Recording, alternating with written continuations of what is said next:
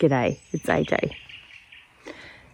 What does the passing of a monarch mean for you? We've just seen one of the biggest events in history of my lifetime with the passing of Queen Elizabeth. And that's because I am here down under in Australia and am part of the Commonwealth.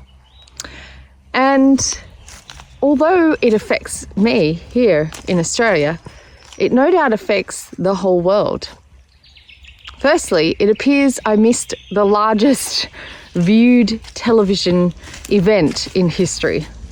Apparently her funeral was the thing that was watched by the most people anywhere in the world. So it kind of shows you what a strong brand Her Majesty had. But I'm curious about what it means for us and for the rest of the world, whether you're in the Commonwealth or perhaps you're in America or Asia or somewhere else where she wasn't your ruler. And now she is being followed by a king, King Charles, who will have a much shorter reign than she did because her reign was long. She came in to be a queen at a very young age and so has had a very long time in her position. Now he's much older, will be a much shorter reign. But what does it herald for us? He has interests in many things. I've read books and articles that he's involved in where he has interest in sustainable farming, sustainable living, in sacred geometry, in ancient practices, as well as, of course, in military, in finance, in property. And so it's curious, what will be next? What will come after this?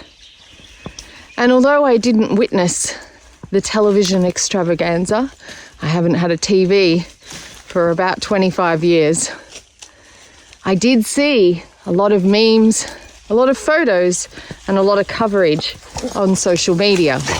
So I didn't miss it completely. And what I observed from what I saw, my dogs are going crazy here, was the significant presence of military in all of the images. That her coffin was pulled along on a gun cart, that it was lines and lines of redcoats and military in the streets and throughout the procession. And pretty much I didn't see an image at all, unless it was just a shot of a couple attending that didn't have a military presence. And so I'm curious about what that image and brand is sharing with the world. Is it saying, watch out, we have a strong military presence? Was it just reverence and honouring Her Majesty? Or is it sending a large message to the world that we're still in charge? And as I walk here on sacred Wonnarua and Darkajung land, I know how much that military has sadly impacted many of our First Nations peoples over the years.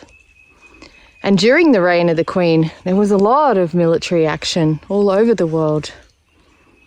So you have to wonder, what does the passing of a monarch mean for us, for you and I?